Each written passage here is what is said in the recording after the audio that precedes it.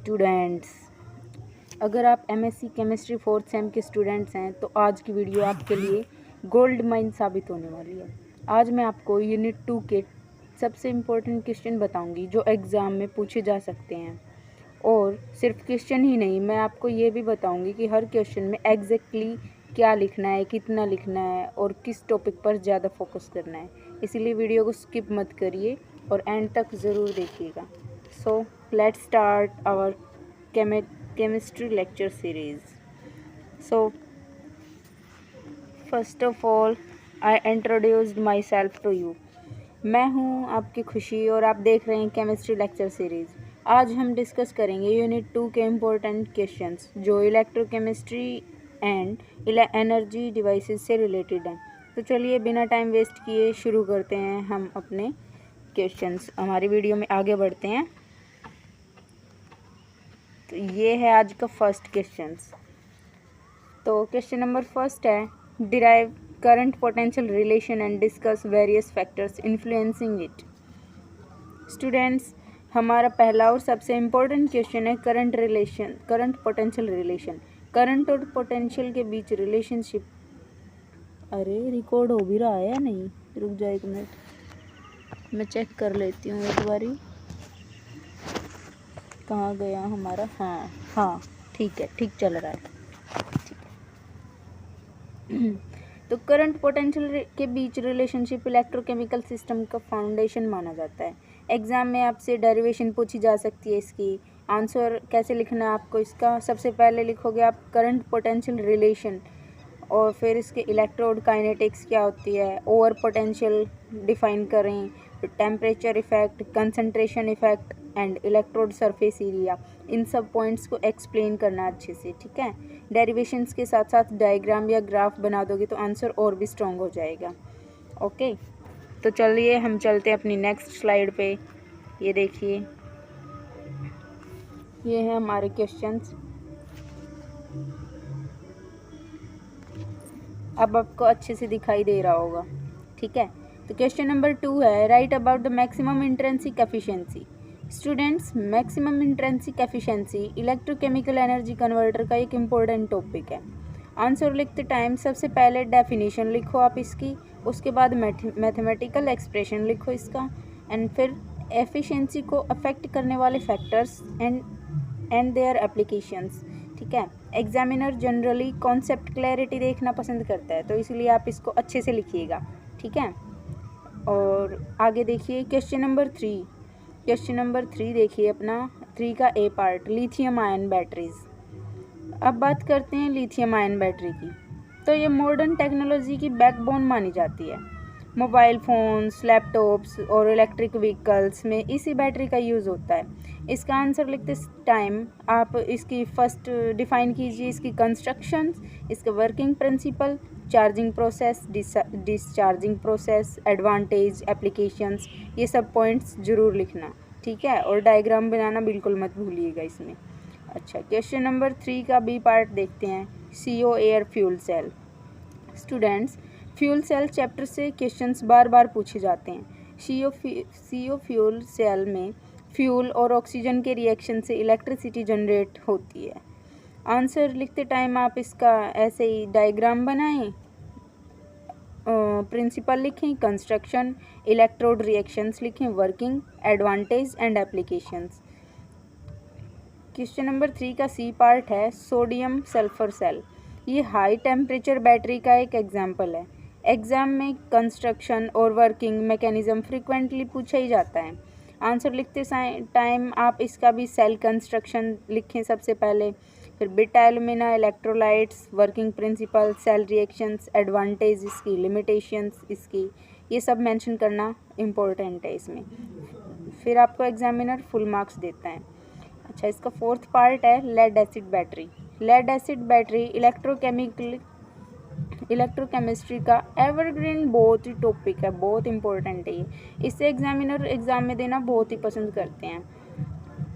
इसके आंसर लिखते टाइम आप कंस्ट्रक्शन लिखें पहले इसकी, charging process, next step discharging process, next step cell reactions and applications, इसको डिटेल में लिखना। डायग्राम आंसर को एक्स्ट्रा मार्क्स दिलवाता है हर बार, तो मैं इसीलिए आपको ये सब बोल रही हूँ कि बैटरीज वगैरह ये आपसे पूछी जाए ना तो इनमें डायग्राम बनाना बिल्कुल मत भूलना, ठीक है।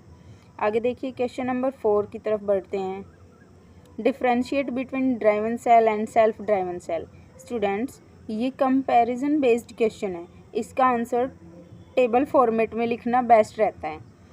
ड्राइवन सेल में एक्सटर्नल एनर्जी सप्लाई दी जाती है, जबकि self driven cell spontaneous reaction के थ्रू खुद इलेक्ट्रिकल एनर्जी जनरेट करता है। इसके बीच में आप कंपैरिजन करोगे तो इसके कुछ पॉइंट्स ज़रूर लिख देना, ठीक है। जैसे एनर्जी सोर्सेज क्या क्या हैं, दोनों के अलग अलग डिफ्रेंशिएट करके कंपैरिजन में लिख देना टेबल बना के। टाइप ऑफ रिएक्शंस, इन दोनों की अलग अलग रिएक्शंस लिख देना। सेल टाइप्स, एप्लीकेशंस, ये सब मेंशन कर देना। आगे जो है question number 5, define the term actual efficiency. Actual efficiency electrochemical system की पार्टिकल परफॉर्मेंस को शो करती है। इसका आंसर लिखते टाइम फर्स्ट ऑफ ऑल आप इसकी डेफिनेशन लिखें, फिर फॉर्मूला लिखें, इम्पोर्टेंस ये क्यों इम्पोर्टेंट है और इसको क्या क्या फैक्टर अफेक्ट करते हैं, factor affecting the actual efficiency, इसकी एप्लीकेशंस लिखें। और अगर फॉर्मूला अगर इसका याद हो ना तो उसको ज़रूर मेंशन करना, इससे जो है एग्जामिनर एक्स्ट्रा मार्क्स ज़रूर देता है, ठीक है। तो चलिए अब हम चलते हैं अपनी नेक्स्ट स्लाइड पे। ये है स्टूडेंट्स हमारी नेक्स्ट स्लाइड। इस पे है question number 6, discuss desirable condition for an ideal starrer. Student, अब हम क्वेश्चन नंबर 6 पर आ गए हैं। आइडियल स्टारर ऐसा होना चाहिए जो एफिशिएंट हो और मिनिमम एनर्जी लॉस करे। आंसर में आपको ये सब कैरेक्टरिस्टिक्स इसकी लिखनी है जो मैं बता रही हूँ, ठीक है। पॉइंट्स बना के लिखना। हाई एफिशिएंसी होती है इसकी, low internal resistance, reliability, long service life होती है, लो मेंटेनेंस होता है, कॉस्ट इफ़ेक्टिवनेस होती है। इन पॉइंट्स को आप डायरेक्ट ये जो है ना एग्ज़ाम में पूछे जा सकते हैं डायरेक्ट ये पॉइंट्स भी। तो आगे देखिए क्वेश्चन नंबर 7 जो है उसको एग्जामिनर देना बहुत ही पसंद करता है एग्ज़ाम में हर बार, ये इसका फेवरेट क्वेश्चन कह सकते हैं हम, तो इसको स्किप बिल्कुल मत करिएगा, ठीक है। Discuss determination of activation energy for an irreversible electrode process.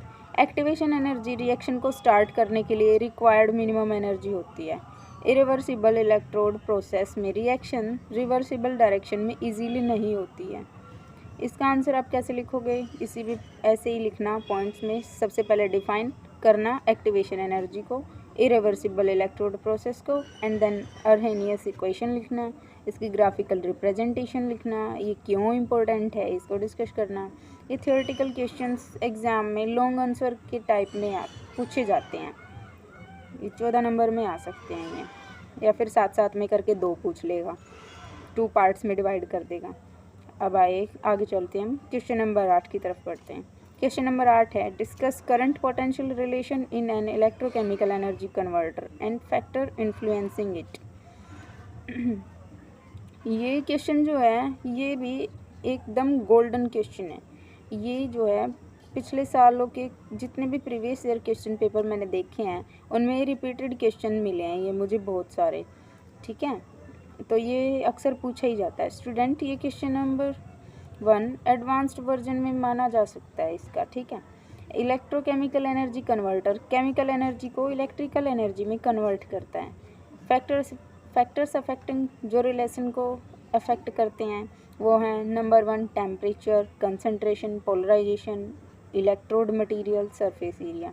In points को डिटेल में एक्सप्लेन करना, ठीक है। एग्ज़ाम में ये 14 मार्क्स में क्वेश्चन अक्सर पूछा जाता है, ध्यान से इसको स्किप बिल्कुल मत करना आप।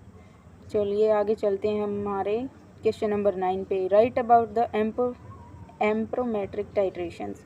एम्प्रोमेट्रिक टाइट्रेशंस एनालिटिकल केमिस्ट्री और इलेक्ट्रोकेमिस्ट्री का एक बहुत ही इम्पोर्टेंट टॉपिक है।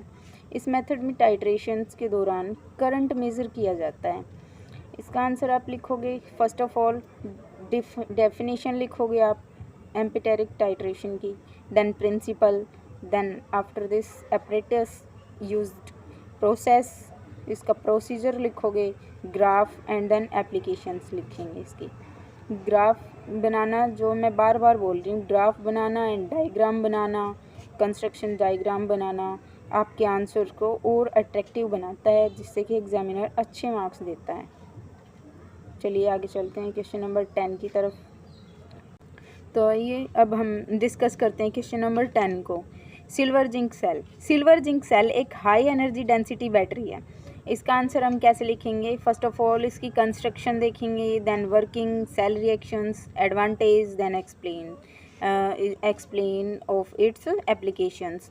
ये सभी पॉइंट्स आप मेंशन करके अच्छे से एक्सप्लेन करना।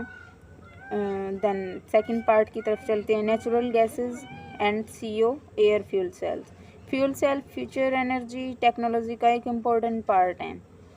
आंसर इसका भी हम ऐसे ही लिखेंगे। फर्स्ट ऑफ ऑल डिफाइन करेंगे इसका principle, then construction, working, advantage and its applications. इसके एप्लीकेशंस मेंशन करना बहुत ही ज़रूरी है। इसका लास्ट थर्ड पार्ट है ड्राई सेल। ड्राई सेल सबसे कॉमन प्राइमरी सेल है।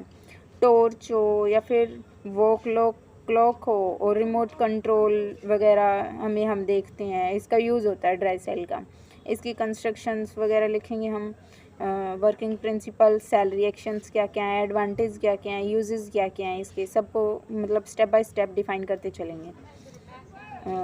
आगे देखिए 10th का डी पार्ट हम देखते हैं, H2O2 फ्यूल सेल्स। स्टूडेंट्स ये एग्ज़ाम का फेवरेट क्वेश्चन है। हाइड्रोजन और ऑक्सीजन की रिएक्शन से इलेक्ट्रिसिटी प्रोड्यूस होती है एंड बाय प्रोडक्ट के रूप में वाटर बनता है। इसको भी हम डिफाइन करेंगे। फर्स्ट ऑफ ऑल इसकी construction, then working, anode reaction, cathode पे क्या रिएक्शन हो रही है, ओवरऑल रेट रिएक्शन क्या है, एडवांटेजेस क्या हैं, इसकी एप्लीकेशंस क्या हैं, इसको स्टेप बाय स्टेप आप एग्ज़ाम में लिखिएगा, ठीक है।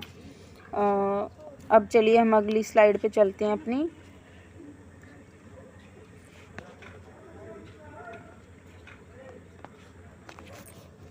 स्टूडेंट अगर आपके पास प्रिपरेशन के लिए कम टाइम है तो आप इन टॉपिक को प्रायोरिटी दे सकते हैं।